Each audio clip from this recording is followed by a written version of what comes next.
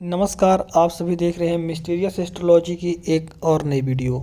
आज की इस वीडियो में आपको बहुत ही सरल तरीके से और बहुत ही सरल भाषा में समझाने वाला हूं कि गरीबी को मिटाने के लिए कौन सा उपाय करना चाहिए, किस प्रकार से करना चाहिए। और यह उपाय नहीं है, यह अपने अंदर एक धारणा आपको रखनी है, यानी कि आपको स्वयं को मान लेना है। भगवान स्वयं बताते हैं कि यदि जो भी व्यक्ति इस चीज़ को मान लेता है, इस चीज़ का पालन कर लेता है, उसके पास ना ही कभी पैसे की कमी होती है और ना ही कभी कष्ट होते हैं। देखिए, जिस व्यक्ति के पास धन होते हैं उसे बाहर से कोई कष्ट नहीं हो सकता है, केवल और केवल उसके हृदय में ही जलन हो सकती है। यानी कि हृदय की आपकी जलन को, जो आपके हृदय में जलन चल रही है, उसको धन नहीं मिटा सकता। बाकी बाहरी सुख आपको धन बहुत दिला सकता है।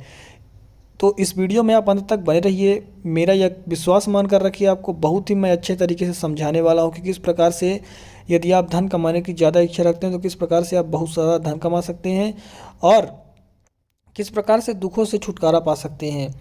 अब बहुत से लोग ये बोलेंगे कि अगर ऐसे ही धन कमाया जा सकता तो मैं भी धन कमा लेता, यानी कि मैं वीडियो क्यों बनाता। पर अब आप तक यह जानकारी पहुंचाने के लिए, और बहुत से ऐसे संतों की वाणी से सुना गया है, शास्त्र में भी इस चीज़ का जिक्र किया गया है। शायद आप शास्त्र ना पढ़ते हो, शायद आपको इस चीज़ के बारे में किसी ने ना बताया हो, लेकिन यदि आप इस चीज़ का पालन करेंगे, इस चीज़ को मान लेंगे, तो यकीन मानकर चलिए सारे आपके कष्ट दूर हो जाएंगे और जितनी भी धन की आपके पास कमी है वह दूर हो जाएंगी।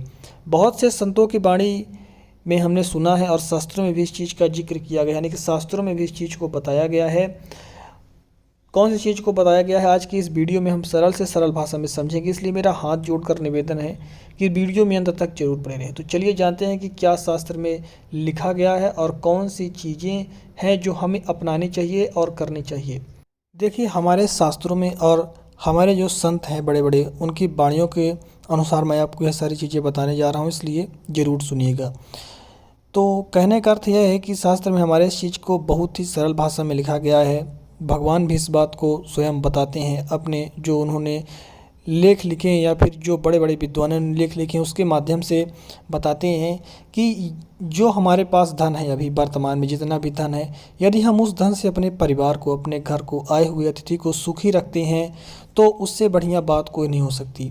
इसके अलावा यदि आप चाहते हैं कि आपके घर की सारी दरिद्रता नष्ट हो जाए, यानी आपके घर में जो भी काम बिगड़ रहे हैं, बन नहीं रहे हैं, बहुत ज़्यादा लड़ाई झगड़े हो रहे हैं, कहने का अर्थ है कि आप बहुत ज़्यादा परेशान हैं किसी भी स्थिति में, तो आपको बहुत ही सरल काम करना है। किसी भी असहाय व्यक्ति की आपको मदद करना चालू कर देना है। कहने का अर्थ है कि जो भी असहाय व्यक्ति हो, जो भी भूखा हो, लेकिन एक बात का विशेष ख्याल रखना है कि बदले की भावना आपको उसके अंदर से नहीं होनी चाहिए। यानी कि आप उसके बदले में उससे कुछ प्राप्त करें, ऐसी भावना आपको बिल्कुल नहीं होनी चाहिए। बड़े बड़े विद्वान कहते हैं, बड़े बड़े संत इस चीज़ का जिक्र करते हैं कि यदि आप इस भावना से किसी की असहाय की मदद करना आरंभ कर देंगे, उसी दिन से आपका कल्याण होने लगेगा। और एक चीज़ यह भी है कि आपको इसके साथ नाम जप भी करना है और कोई भी बुरे आचरण नहीं करना है।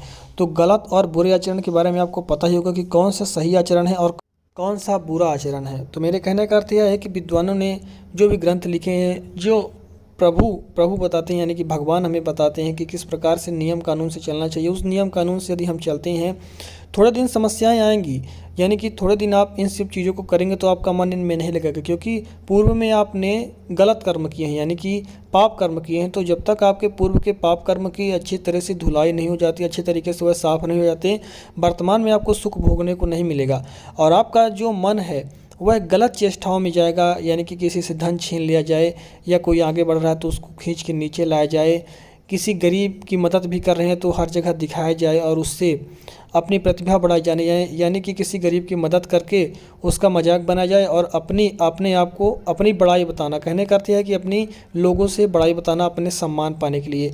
तो दान आप जब भी करें तो गुप्त दान करें, केवल आपको पता हो कि आपने किसे दान किया है, उसका दान का बहुत ज़्यादा लाभ मिलता है। और दान जब भी करें आप तो उससे यह कभी ना सोचें कि हमें इसके बदले में कुछ प्राप्त होगा। यही 3-4 चीज़ें मैं एक बार आपको फिर से रिपीट कर देता हूँ, इसके अलावा कुछ भी आपको करने की ज़रूरत नहीं है।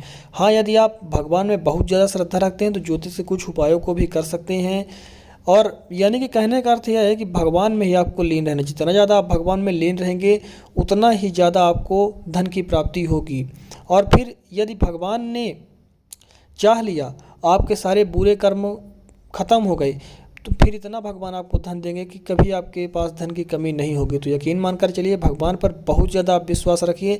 भगवान के प्रति जो भी कार्य समर्पित हैं सभी कार्य करें। कोई भी उपाय हो, पूजा पाठ हो, भजन हो, नाम जप हो। नाम जप में तो बहुत ज़्यादा सामर्थ्य है। नाम जप आप कहीं भी और कभी भी कर सकते हैं। तो देखिए, मैं आपको 4 चीज़ें बताने जा रहा हूँ जो यदि नियमित रूप से आप करेंगे तो आपको मरते दम तक ना तो कभी पैसों की कमी होगी और ना ही आपके जीवन में कष्ट आएंगे। तो ध्यान से सुनिएगा सभी को। पहली चीज़ है कि आपको कोई भी बुरा आचरण नहीं करना है, यानी कि कोई भी गलत काम नहीं करना है। ना मांस खाना है, ना शराब पीना है, ना पराई स्त्रियों की ओर देखना है। यानी कि गलत आप स्वयं समझते होंगे, इतने बड़े आप हो गए होंगे कि गलत समझते होंगे। तो पहली चीज़ है कि बुरे आचरणों का अपने त्याग करना है। दूसरी चीज़, अपने संस्कारों को शुद्ध रखना है। यानी यदि आपका विवाह हो गया है तो आपको अपने पत्नी के अलावा किसी भी औरत की ओर नज़र नहीं डालनी है, गंदी भावना नहीं रखनी है, क्योंकि यदि उस औरत के बारे में आप गंदा सोच लेंगे तो वह पाप हो ही जाएगा। और तीसरी चीज़, आपको नियमित रूप से नाम जप करना है।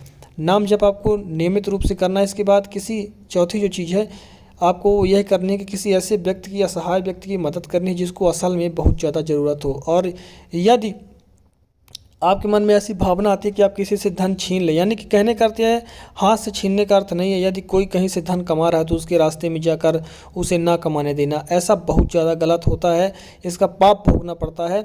और यकीन मानकर चलिए, जब तक आपके पापों का अंत नहीं होगा तब तक आप सुख किसी भी प्रकार से नहीं भोग सकते हैं। तो पापों का अंत इसी से होगा कि जितनी ज़्यादा आप भगवान की लीलाओं में व्यस्त रहें, नाम जप करें और बुरे आचरणों का त्याग करें। इसी से केवल आपको जो है तो परमानंद की प्राप्ति हो सकती है। वरना यदि आप चाहेंगे कि आप कहीं से चोरी करके, व्यभिचार करके, गलत काम करके धन कमा लें, तो ऐसे तो धन आप कमा लेंगे, कैसे भी करके कमा लेंगे, लेकिन उस धन को आप बचा नहीं पाएंगे, उस धन को आप पचा नहीं पाएंगे, डाइजेस्ट नहीं कर पाएंगे। कहने का अर्थ है कि उस धन से आप कुछ भी लाभ नहीं उठा पाएंगे। वह धन आपके विनाश का कारण बनेगा, आपके परिवार के विनाश का कारण बनेगा।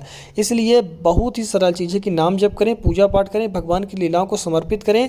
किसी चीज़ की कमी आपको नहीं होगी, ना धन, ना सुख, ना किसी चीज़ की कमी। जो आप चाहेंगे वह आपको प्राप्त हो जाएगा। बस मेरा यकीन मानकर चलिए, मेरा यकीन मत मानिए, भगवान का यकीन मानिए आप, और नाम जप करना आरंभ करें और भगवान को समर्पित कर दें।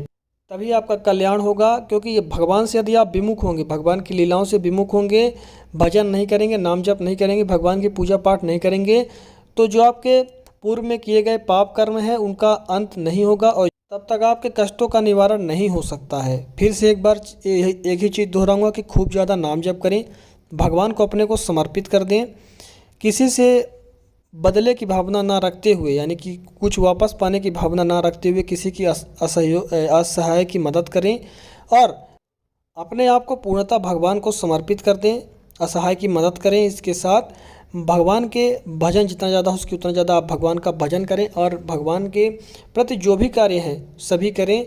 अपना भाव भगवान को प्रकट करें कि आज भगवान को हमें ये भोग लगाना है, आज इस चीज़ का भोग लगाना है, हम भगवान को ऐसे प्रसन्न कर सकते हैं, हम इस दिन ये उपाय कर सकते हैं, हम उस दिन वो उपाय कर सकते हैं। यानी कि हर तरीके से भगवान को आपको रिझाने का प्रयास किया है। क्योंकि पूर्व में मनुष्य ने इतने ज़्यादा पाप किए हैं कि उसे हर प्रकार से जितने भी प्रयास हो सके उतने प्रयास करने चाहिए भगवान को प्रसन्न करने के लिए। तो मैं आशा रखता हूँ आप सभी को जानकारी पसंद आई होगी। इस वीडियो को लाइक करके चैनल को सब्सक्राइब अवश्य कर दें। धन्यवाद।